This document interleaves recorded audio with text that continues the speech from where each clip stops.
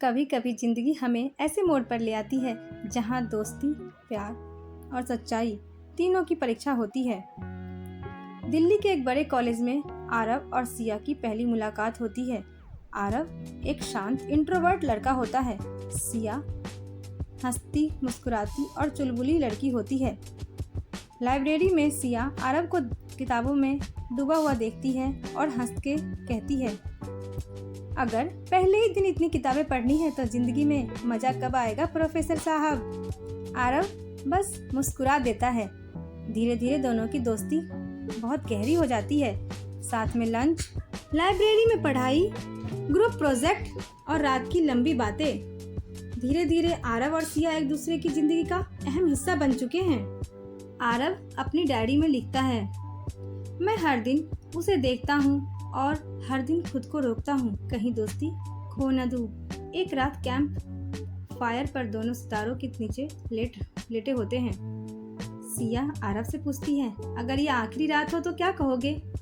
आरव धीरे से मुस्कुराता हुआ, तुम्हारे हंसी को कभी खोने नहीं दूंगा। अब इन सब बातों के बीच एक तीसरे लड़के की एंट्री होती है जिसका नाम है कबीर। कबीर हैंडसम, स्मार्ट और सबसे चहेता लड़का होता है। सिया और कबीर में अच्छी दोस्ती हो जाती है जो आरव को कहीं न कहीं खटकती है, मगर वो कुछ कहता नहीं है। आरव को हमेशा डायरी लिखने की आदत थी।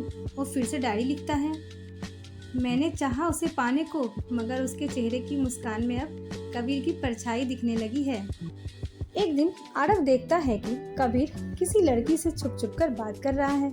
वो सिया को बताता है, लेकिन सिया उस पर ही नाराज हो जाती है। सिया कहती है, तुम बदल गए हो आरव, तुम्हारी बातें अब जहर के जैसी लगने लगी है। वहीं से दोनों के बीच में दूरियां बढ़ने लग जाती है।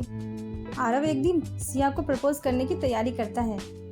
कॉलेज की छत को डेकोरेट करता है और फूल, लाइट्स वगैरह सब लगाता है, लेकिन सिया आती नहीं है। वो कबीर के साथ बाहर गई होती है। उसी रात सिया अचानक गायब हो जाती है। 3 दिन तक उसका कोई पता नहीं चलता। पुलिस को एक खत मिलता है, सिया के हाथ का लिखा हुआ, मैं जा रही हूँ क्योंकि मुझे अपने एक करीबी दोस्त पर शक है। सबका शक आरव पर जाता है। लोग कहते हैं वो तो सिया से प्यार करता था, शायद कुछ कर दिया हो। आरव अचानक, उस दिन मैं बोल देता तो आज तुम्हारा नाम मेरे नाम के साथ होता, पर मैं नहीं चाहता था कि तुम्हारी मुस्कान कभी कम हो। आखिरी बार देख रहा हूँ तुम्हें। तुम्हारे अपने आरव की तरफ से विदा। सिया फूट फूट कर रोने लगती है। उसके बाद सच्चाई का खुलासा होता है। अगले ही दिन एक सीसीटीवी वीडियो वायरल होती है। उसमें दिखता है कबीर सिया को नशे की हालत में गाड़ी में बिठा रहा होता है। आरव आता है और सिया को बचाकर होटल में छोड़ देता है। सुबह जब वो लौटता है, सिया वहाँ नहीं होती है। कबीर ने झूठ फैलाया। सिया ने समझा कि आरव ने धोखा दिया है। सिया मंडप से भाग जाती है। उस पुराने कॉफी शॉप में जहाँ आरव हर शाम बैठा करता था, वहाँ कोई नहीं होता, सिर्फ एक पुरानी डायरी होती है।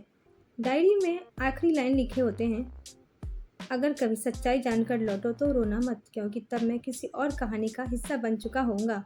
सिया रोती है और थोड़ी देर बाद मुस्कुराने लग जाती है। बारिश हो रही होती है। कॉफी शॉप के बाहर एक परछाई दिखती है, शॉल में लिपटी एक चेहरा छुपा हुआ। कुछ कहानियाँ अधूरी रहकर भी पूरी होती हैं और कुछ लोग खोकर भी हमेशा साथ रहते हैं।